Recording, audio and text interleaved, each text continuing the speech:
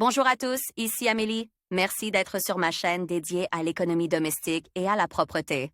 On va plonger directement dans le sujet, alors restez avec moi. Si vous aimez être entouré de verdure et souhaitez créer une atmosphère favorable à la maison, alors prêtez attention à cette fleur étonnante. La patrie du Drimyopsis tacheté ou l'Eudeburia est l'Afrique du Sud. Elle s'enracine facilement à la maison, car elle n'est pas particulièrement fastidieuse, tolère des soins médiocres et n'est pas exigeante. Ses feuilles sont oblongues, avec des extrémités pointues, de couleur verte. Elles sont parsemées de petites taches vertes foncées ou noires. Les bulles de la plante sont allonges, de couleur verte, à moitié immergées dans un sol fertile. Drimyopsis tacheté, comment entretenir? La plante fleurit du printemps à l'automne, puis en dormance. Les fleurs sont blanches à crème et dégagent une odeur agréable et facilement détectable. Les feuilles commencent à tomber partiellement à l'arrivée de la période de dormance et le reste des feuilles prend la même teinte. Mais les taches réapparaissent en été. Le Drimyopsis a une durée de vie assez longue, avec de bons soins, il peut vivre 10 ans ou plus. En placement, il est préférable que la fleur pousse sur le côté sud du rebord de la fenêtre. Pour la période estivale, elle peut être déplacée sur une loggia ou un balcon. Dans tous les cas, le Drimyopsis doit être protégé des courants d'air, tout en étant aéré. La lumière. Le Drimyopsis est une plante qui aime beaucoup la lumière. À la lumière, sa couleur devient encore plus intense qu'à l'ombre. Important, bien qu'elle pousse mieux à la lumière, elle doit être protégée de la lumière directe du soleil en été, car elle risque de prendre des coups de soleil. La lumière doit donc être diffuse. Un éclairage artificiel complet n'est pas souhaitable. Régime de température au printemps et en été, la plante a besoin d'une température de 20 à 25 degrés Celsius pour se développer. Elle supporte difficilement des températures de 30 degrés Celsius, ce qui n'est pas souhaitable pour la plante, c'est pourquoi il faut protéger la fleur des températures plus élevées. Pendant la période de dormance, de l'automne au printemps, la température doit être proche de 15 degrés Celsius, mais de préférence ne pas descendre en dessous de 120 degrés Celsius. Les températures inférieures à 8 degrés sont très néfastes pour la fleur. Arrosage, fertilisation et humidité de l'air. Arrosage.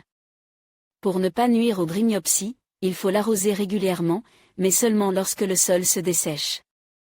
Sinon, les bulles risquent de pourrir et la plante de mourir. À partir de l'automne, l'arrosage est progressivement réduit, et en hiver, il est réduit à 2 fois par semaine. L'essentiel est de veiller à ce que la terre ne se dessèche pas. Alimentation. Il est préférable de nourrir les plantes 2 fois par mois, en utilisant un produit spécial pour les fleurs. L'humidité ne joue pas un grand rôle pour la fleur, elle s'adapte aussi bien à l'air humide qu'à l'air sec.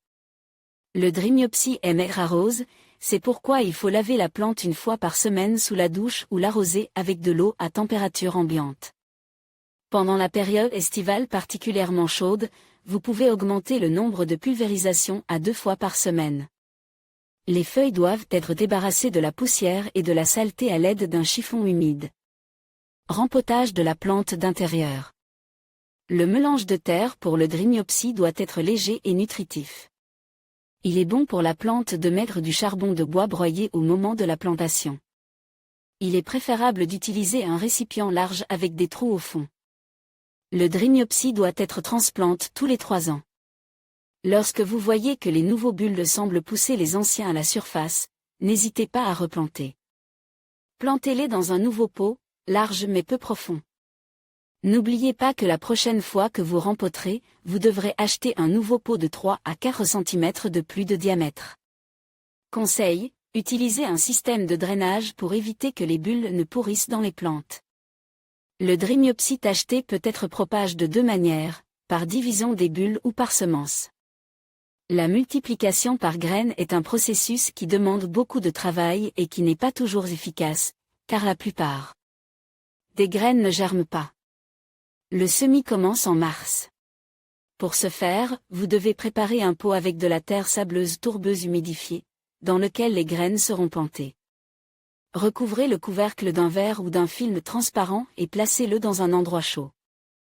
Le récipient contenant les graines doit être constamment ventilé et arrosé. Au bout de 3 semaines, des plantules apparaîtront, qu'il faudra cueillir au bout de 2 mois. Pour multiplier la fleur à la maison, il est préférable de le faire de manière bulbeuse. Cette procédure doit être effectuée au printemps. Si vous suivez ces instructions, la transplantation de la fleur ne vous posera aucun problème et pourra être effectuée même par une personne qui ne comprend rien à ce domaine. Il est nécessaire d'effectuer la séquence d'étapes suivantes: verser le mélange d'argile expansée, de charbon de bois broyé et de sable de rivière grossier dans le pot. La couche doit être d'environ 3 cm, mais vous pouvez même en mettre un peu plus. Versez la terre préparée sur le dessus, elle doit représenter 3/4 du volume du pot. Veillez à bien arroser le sol. Retirez délicatement la fleur de l'ancien pot, secouez la terre des bulbes, détachez les jeunes sions, faites-le doucement pour ne pas abîmer la fleur. Nettoyez bien les racines de la plante des racines pourries et sèches. Saupoudrez de la craie, du charbon actif broyé, de la cendre de bois ou faites tremper dans une solution faible de manganèse pendant environ 20 minutes.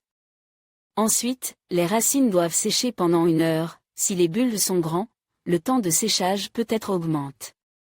Préparez un creux dans le sol et placez soigneusement les bulbes, en les abaissant presque de moitié ou un peu plus de la moitié.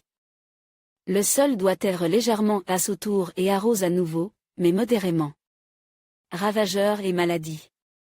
Chaque plante a ses propres parasites et maladies. En les connaissant, vous pourrez prévenir leur apparition à temps et sauver votre fleur. En voici quelques-uns: le tétranique et le tétranique du bouclier. Ils constituent la principale menace pour le Drimyopsis. Si vous remarquez qu'ils se sont installés sur votre plante, vous devez immédiatement lui donner les premiers soins. Pour se débarrasser du bouclier, un traitement insecticide sera utile, mais contre l'acarien, un simple savon à lessive. Cochenille farineuse. Sur la plante apparaissent des taches blanc sales, sur les bords du pot la terre commence à se décoller et une plaque blanche apparaît. Comment la combattre? Il faut frotter les feuilles avec de l'alcool et au bout d'une vingtaine de minutes les laver avec de l'eau à température ambiante. Pendant une quinzaine de jours, arrosez Drimyopsis 3 fois par jour avec une solution d'une des préparations citées, Tenrec, Actara ou Mospilan. Pourriture des racines. Les feuilles en commencent à tomber. Une odeur désagréable de pourriture est apparue, et la base des pétioles commence à noircir. Tout cela indique que les racines commencent à pourrir. La première chose à faire est de la transplanter d'urgence, tout en enlevant toutes les parties de la plante affectées par la pourriture. La plante doit être plantée dans un nouveau pot et, bien sûr, dans un sol propre, dans lequel il est nécessaire d'ajouter de la trichodermine. De la gliocladine pendant la transplantation. Pucerons. Sur la face inférieure de la feuille, vous avez remplacé des petits points beiges, ce sont des pucerons.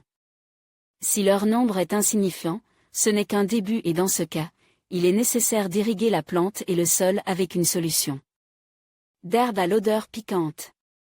Si elles ont envahi la plante, des mesures drastiques s'imposent. Pulvérisez de l'intavir ou de l'Actara jusqu'à 4 fois par jour pendant 2 semaines. Stagonosporose, échaudure rouge. Des fissures et des taches rougeâtres sont apparues sur le bulbe, elles peuvent également se trouver sur les feuilles de la fleur. Transférez la plante dans un endroit sec et réduisez l'arrosage pendant 1 mois. Enlevez tous les dégâts sur les bulbes, traitez les blessures avec de l'iode, couvrez-les avec de la craie broyée ou du charbon actif. Les feuilles ont jauni ou sont partiellement tombées. Si les feuilles de votre fleur ont perdu leur aspect d'antan, ont jauni ou ont même commencé à pourrir, cela signifie que vous avez inonde la plante, ce qui entraîne le pourrissement des bulbes et, par conséquent, des feuilles elles-mêmes. Une autre raison peut être une pisse froide et humide. Sauvez immédiatement le Drimyopsis. Il est urgent d'assécher la pisse et de rendre la température optimale, tout dépend de la période de l'année. Ensuite, retirez les parties affectées de la plante et traitez la plante avec un fongicide. Les feuilles ont perdu leur couleur. Quelle en est la cause? La plante n'a tout simplement pas assez de lumière. Déplacez-la dans un endroit où il y a plus de lumière et une lumière plus diffuse. Les feuilles du dessous jaunissent et dépérissent. La plante a besoin de nutriments et d'humidité. La meilleure solution est de rempoter le Drimyopsis. Il se peut que le sol se soit appauvri au cours d'une longue période. Vous pouvez également nourrir la plante avec des engrais minéraux. Attention! Si vous voulez que votre plante soit moins malade et souffre moins les parasites, effectuez un entretien préventif. Qu'est-ce que la prévention? Examinons les règles de base de sa mise en œuvre. Les fleurs achetées doivent être placées en quarantaine pendant 2 à 3 semaines. N'oubliez pas d'aérer la piste pour éviter l'air stagnant. Contrôlez et inspectez constamment les fleurs à la loupe. Enrez les fleurs sur le rebord de la fenêtre, il doit y avoir suffisamment d'espace libre. Stérilisez les outils, les récipients et la terre lorsque vous travaillez avec des fleurs. Si la plante a été endommagée lors de la plantation ou de la transplantation, n'oubliez pas de traiter les coupures. 2 fois par mois, il faut vaporiser les fleurs et essuyer leurs feuilles avec un chiffon humide. Arroser avec soin. Et bien sûr, nous n'oublions pas la fertilisation. Vous l'aurez compris, Drimyopsis potedi est une plante sans prétention. Elle peut pousser aussi bien à l'ombre que dans des endroits bien éclairés. Si vous voulez qu'elle plaise à vos yeux, il faut l'aimer, la soigner et l'entretenir.